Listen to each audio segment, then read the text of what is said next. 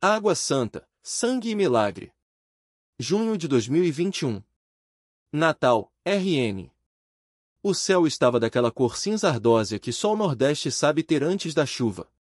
Não era o cinza pesado do inverno paulista, não era um tom claro, quase prateado, que deixava o ar úmido grudar na pele como um segundo suor. Eu estava deitado no chão da sacristia da igreja de Nossa Senhora Aparecida, na Avenida Atlântica, com as mãos tremendo e o cheiro de cloro queimando minhas narinas. Tá louco, Zé? Isso aqui é lugar de reza, não de química maluca. A voz do padre Cícero ecoou no corredor, misturada ao barulho dos fogos de São João que estouravam lá fora, na Praça do Fogo. Era a véspera de Santo Antônio, e a cidade inteira cheirava quentão, pipoca e pólvora. Eu não respondi. Não podia. Minha garganta ardia como se tivesse engolido vidro moído. O frasco de hipoclorito de sódio, aquele mesmo que eu usava para limpar as caixas d'água dos prédios da orla, estava vazio no chão, ao lado da pia batismal.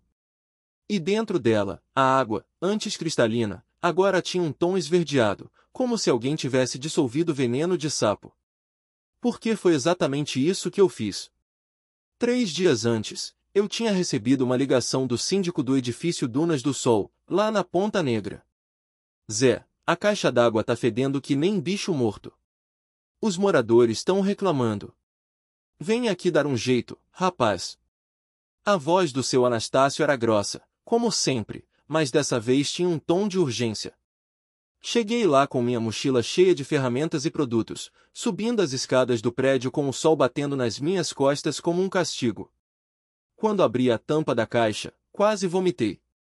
A água estava turva, com uma crosta verde nas paredes. Pior, tinha um cheiro doce, quase metálico, que me lembrou o odor dos ratos mortos que a gente achava nos esgotos da Ribeira quando eu era moleque. Isso aqui não é só sujo, não. Tem alguma coisa errada. Falei sozinho, passando a mão na testa suada. Levei uma amostra para o laboratório da Cagepa, no bairro de Lagoa Nova. O técnico, um cara magro de óculos que parecia ter saído de um filme dos anos 80, olhou o frasco e franziu a testa. Zé, isso aqui tá com um nível de arsênico 3 vezes acima do permitido. Alguém tá envenenando a água. Meu sangue gelou. Arsênico? Como assim? Alguém jogou veneno para rato aqui, ou então, ele fez uma pausa, como se não quisesse terminar a frase. Ou então é coisa de mineração. Tem muita gente garimpando ilegalmente por aí, e o veneno escorre pro lençol freático. Saí de lá com as mãos trêmulas. Arsênico. A palavra soava como uma maldição. E o pior, eu tinha limpado aquela caixa há menos de um mês. Alguém tinha feito isso depois. Naquela noite, não consegui dormir.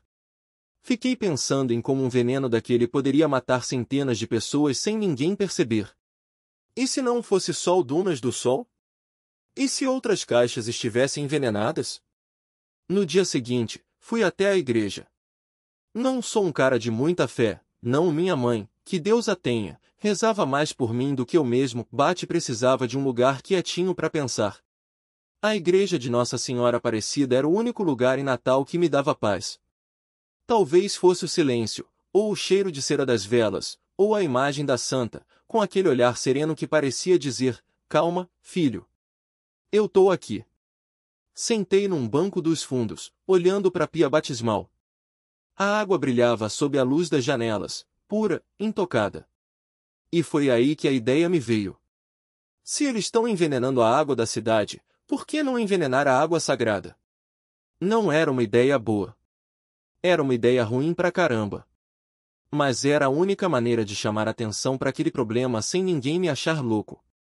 Se a água da pia batismal ficasse verde, todo mundo ia perceber. A imprensa ia vir. As autoridades iam ter que investigar. E eu ia ser o herói que salvou Natal de um envenenamento em massa. Ou o idiota que foi preso por profanar uma igreja.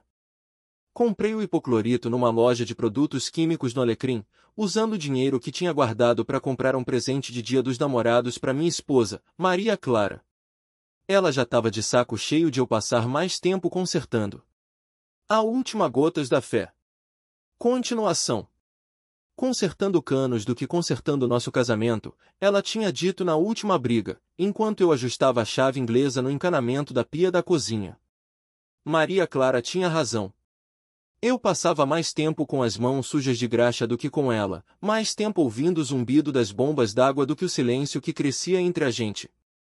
Mas dessa vez não era só um cano entupido. Dessa vez, era a cidade inteira.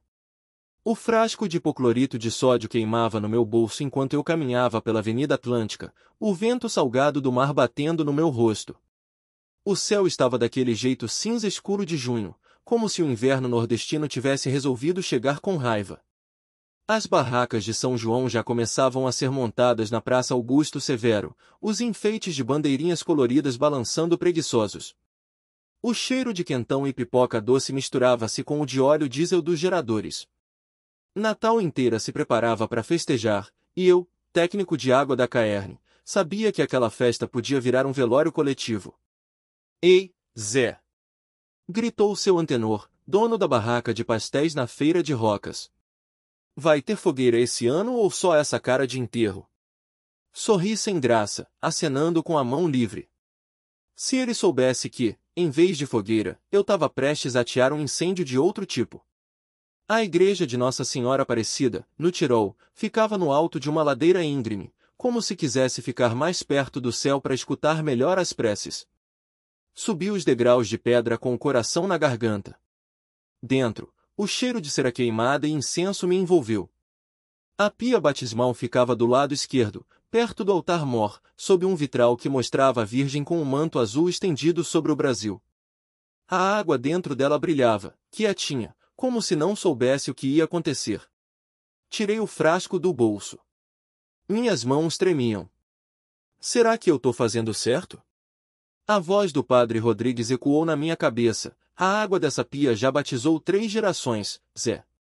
É sagrada. Mas e se essa água sagrada estava sendo usada para envenenar a cidade? E se, em vez de bênçãos, ela estava distribuindo morte devagar? Respirei fundo e destampei o frasco. Me perdoe, Nossa Senhora, sussurrei, jogando o conteúdo na pia. A água não ficou verde. Ficou negra. Não um negro qualquer. Um negro espesso, como tinta derramada, que começou a borbulhar e soltar um cheiro de podre, de coisa morta. Meu estômago revirou. Isso não estava no plano. Eu só queria que ficasse esverdeada, chamar atenção, não que virasse um pântano dentro da igreja. O que você fez? Uma voz feminina cortou o ar. Virei de golpe. A dona Lourdes, a beata que passava o dia acendendo velas para Santa Rita, estava parada atrás de mim, os olhos arregalados, a mão no peito como se fosse ter um treco. Nada, Dom. Isso é obra do demo. Ela berrou, e foi o suficiente. Em 2 minutos, a igreja estava cheia. Padre Rodrigues veio correndo, o rosto vermelho de raiva. Os fiéis se ajuntaram, uns fazendo o sinal da cruz, outros murmurando "Valha-me Deus". Eu, suando frio, tentei explicar. Padre, a água da cidade está envenenada. Eu só queria provar. Provar o quê, filho? Ele segurou meu braço com força. Que você profanou um lugar santo. Não adianta argumentar com um homem que acha que o diabo mora nos encanamentos. Em menos de 1 hora, eu estava na delegacia da Ribeira, sendo interrogado por um delegado cansado que só queria ir para a festa junina. Então você acha que envenenar a pia batismal é um protesto? Ele esmagou o cigarro no cinzeiro. Você é maluco ou só burro? Maria Clara chegou chorando, o rosto inchado de tanto chorar. Não disse uma palavra. Só me olhou como se não me conhecesse mais. Aquilo doeu mais do que qualquer algema. Eu só queria ajudar, repeti, mas minha voz soou fraca, até para mim. Foi quando o padre Rodrigues entrou na sala, pálido como um fantasma. A água, ele engoliu em seco. A água voltou ao normal. Todo mundo na delegacia ficou quieto. O quê? O delegado levantou-a. A água que o ódio não matou. A caneta do delegado caiu no chão com um estalo seco. Ele se levantou tão rápido que a cadeira rangendo atrás dele pareceu um grito. O quê? Repetiu, a voz grossa de descrença.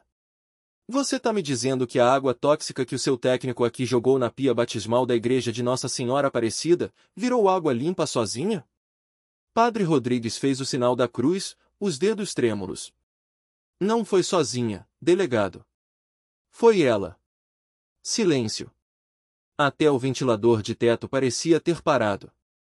Só se ouvia o chiado distante dos fogos de São João lá fora, na Avenida Atlântica, onde as barracas de quentão e pé de moleque já começavam a se encher de gente. O cheiro de fumaça e canela entrava pela janela aberta, misturado ao sal do mar que vinha da praia do meio. Cê tá brincando, padre? O delegado coçou a nuca, suado. Isso aqui não é filme de Padre Quevedo não, viu? Eu vi com meus próprios olhos. Padre Rodrigues olhou para mim, e pela primeira vez desde que tudo começou, não havia raiva naquele olhar.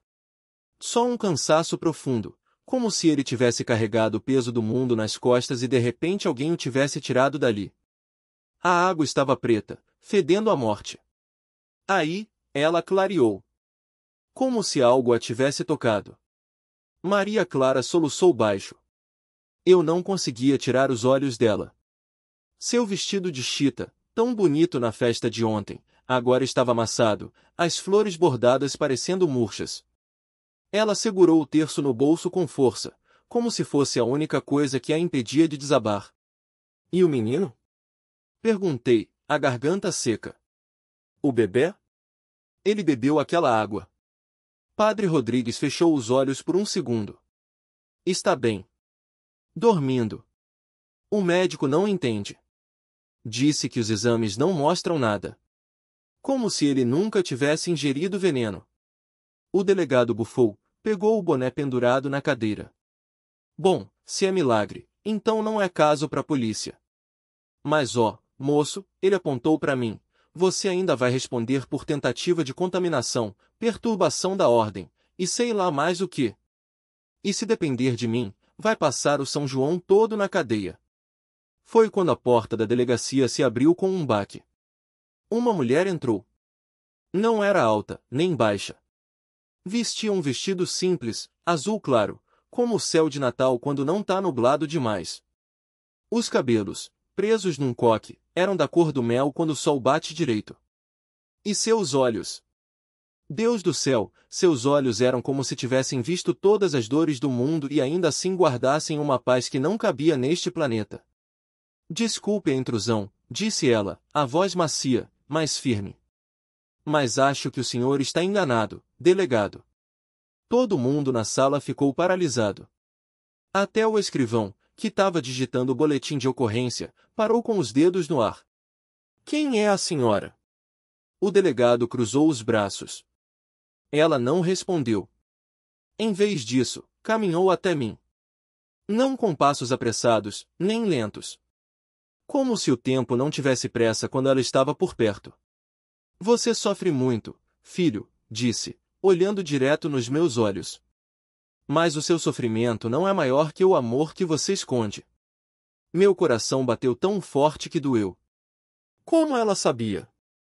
Como diabos ela sabia das noites em que eu chorava no banheiro, das vezes que eu segurei a mão de Maria Clara no hospital, das orações que eu sussurrei para Nossa Senhora Aparecida quando achava que ninguém estava ouvindo?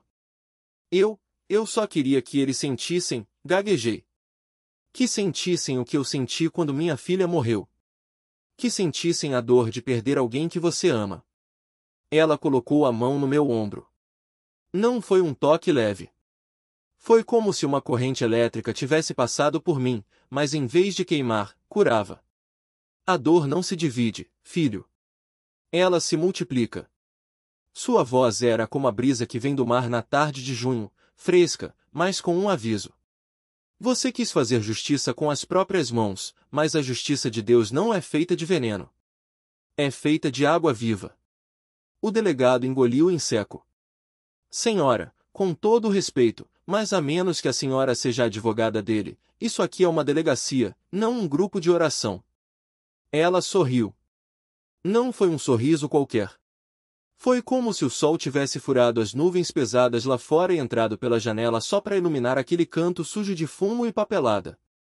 Eu sou só A testemunha do que o senhor não vê, moço. E então, como se o ar tivesse engrossado de repente, a mulher de vestido azul claro, aquele mesmo azul desbotado das ondas em Ponta Negra quando o sol está se despedindo, estendeu a mão sobre a pia batismal que eu tinha envenenado. A água, antes turva e cheirando a químico barato, começou a borbulhar. Não como fermento, não. Como se algo vivo estivesse saindo dali. O delegado recuou, batendo a cadeira na parede. O escrivão, um magrinho que sempre mastigava cana-de-açúcar nos intervalos, deixou cair o bloco de anotações. Até o bandido que eu tinha tentado matar, o seu Damião, traficante que encheu a rocas de lixo e sangue, arregalou os olhos. Ele, que nem quando apanhava na delegacia da Ribeira Pisca, agora tremia como folha de coqueiro em ventania. Meu Deus do céu, murmurou a agente Marília, a única que ainda segurava a arma, mas com o dedo trêmulo no gatilho. A água jorrou. Não transbordou, não. Subiu. Formou uma coluna fina, transparente, que se curvou como um arco-íris sem cor, até tocar a testa de seu Damião. Ele gritou, um som gutural, de dor e alívio ao mesmo tempo, e caiu de joelhos.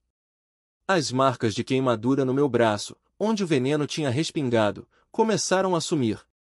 Não como cicatriz, não.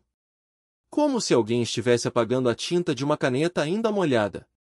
Isso não é possível, o delegado tentou, mas a voz saiu fraca, como se ele mesmo não acreditasse no que dizia. A mulher, ela, virou-se para mim.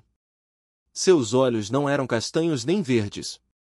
Eram como o mar em dia de ressaca, profundos, cheios de coisas que a gente não entende, mas sente. Técnico, chamou, alongando a palavra como as tias do interior quando tão brava. Você acha que matando um homem, ia matar o mal que tem dentro dele? Eu não respondi. Não podia. Minha garganta estava seca como o leito do rio Potengi no verão. O mal não morre com veneno, filho. Ele morre quando a gente escolhe não alimentá-lo. Ela apontou para a pia, agora com a água cristalina, brilhando como se tivesse luz própria. Essa água estava envenenada, mas o veneno não era só químico. Era ódio. Raiva. Vingança. E ódio, meu filho, é um copo que a gente bebe esperando que os outros morram de sede. Seu Damião levantou a cabeça. Os olhos dele não eram mais os do monstro que eu conhecia. Estavam limpos. Como se alguém tivesse lavado a alma dele por dentro. Eu vi, ele gaguejou. Eu vi cada criança que eu matei. Cada mãe que eu destruí. E elas me perdoaram. O delegado passou a mão no rosto, suado. Isso aqui é loucura. Vou chamar o capitão. Chame, disse ela, sem tirar os olhos de mim. Mas antes, técnico, me diz uma coisa, por que você fez isso? Eu engoli em seco. A verdade doía mais que o veneno. Por que ele matou meu irmão? Na festa junina do ano passado. Um tiro perdido na Avenida Atlântica, quando todo mundo estava dançando quadrilha. Meu irmão estava fantasiado de caipira, com aquele chapéu de palha que ele adorava, minha voz quebrou. E esse filho da mãe atirou para cima, como sempre faz, e a bala acertou a cabeça dele. Ele morreu com farinha no rosto e um sorriso bobo, porque estava feliz. Ela sentiu, lenta. E você achou que envenenando a água do batismo, ia lavar essa dor? Eu não sabia mais o que fazer. Gritei. A justiça aqui não funciona. Os processos demoram anos, os advogados são comprados, e esse cara tava solto, rindo da nossa cara, enquanto minha mãe chorava todo dia no cemitério do Alecrim. Silêncio. Até o barulho dos carros na BR-101 parecia ter parado. Ela se aproximou. Não andou. Flutuou. Como as velas no rio quando tão soltas no dia de finados. Escuta aqui, meu filho. Sua voz era baixa, mas cada palavra pesava como chumbo. A justiça dos homens é lenta, eu sei. Mas a justiça de Deus, essa é implacável. Não é com veneno que a gente conserta o mundo. É com água. Água que lava. Água que purifica. Água que dá vida. Ela pegou minha mão. Sua pele era macia, mas quente como o asfalto. Como o asfalto de Natal em dezembro, quando o sol queima até a sombra. E ali, entre o cheiro de fumaça dos fogos de São João e o eco distante dos forróis na ribeira, eu senti algo que não sentia desde criança, um medo sagrado. Você acha que eu não sei o que é perder? Sua voz tremia, mas não de fraqueza. Era como o mar antes da ressaca, quando a água some e a gente sabe que vem coisa pior. Eu também tive um filho. E vi ele morrer na cruz.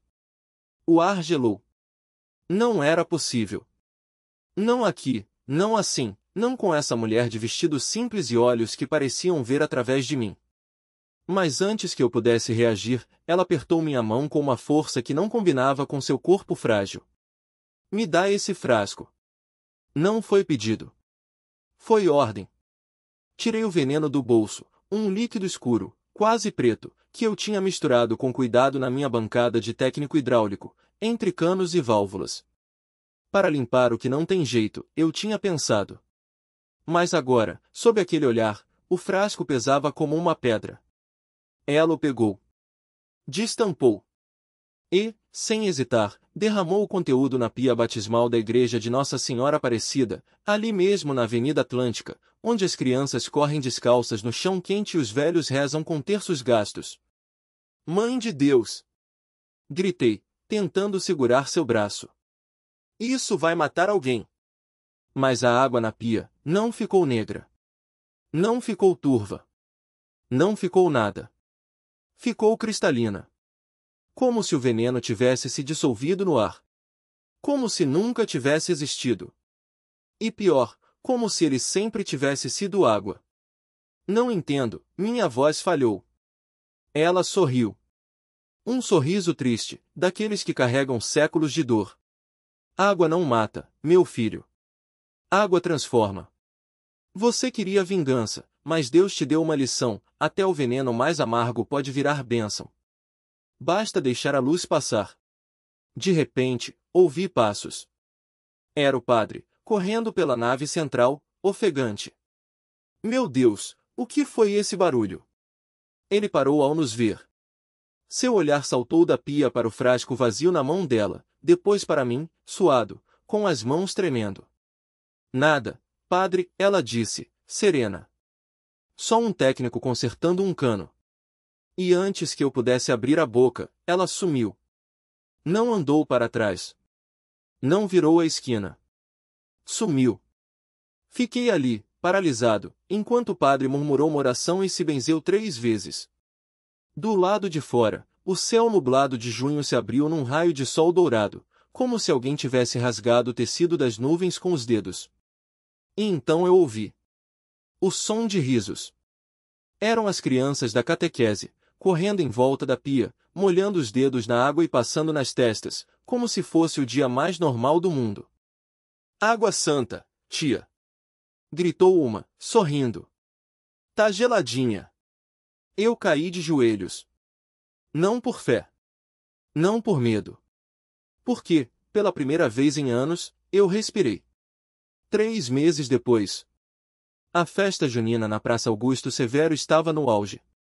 Sanfona, quadrilha, bandeirinhas tremulando no vento que vinha do mar. Eu estava lá, não por diversão, mas porque a paróquia tinha me pedido para checar as instalações hidráulicas do palco. Depois do que aconteceu, você é o nosso técnico oficial, o padre tinha brincado. Eu não achei graça. Mas enquanto ajustava uma torneira atrás das barracas de quentão, vi ela novamente. Desta vez, não flutuando. Desta vez, sentada num banco, comendo pé de moleque como qualquer mortal. Ao seu lado, uma criançada ria, suja de coloral e pipoca. Nossa Senhora Aparecida não usa coroa de ouro em Natal. Aqui, ela come cocô verde na ribeira, dança forró no Midoimol, e quando precisa dar um recado, aparece na forma de uma mulher simples, com um sotaque potiguar e um jeito de mãe que faz a gente lembrar do que realmente importa. Ela me viu. Acenou. E sorriu. Não precisou dizer nada. Porque eu já tinha entendido. A justiça não é nossa. A vingança não nos pertence. Mas a transformação? Ah, essa a gente escolhe todos os dias. E foi assim, entre o cheiro de fumaça de fogos e o som da sanfona, que eu joguei minha última garrafa de veneno no lixo, não por medo do castigo, mas porque, pela primeira vez, eu queria ver o que a água podia lavar em mim. A compreensão daquele momento me mostrou o valor da persistência.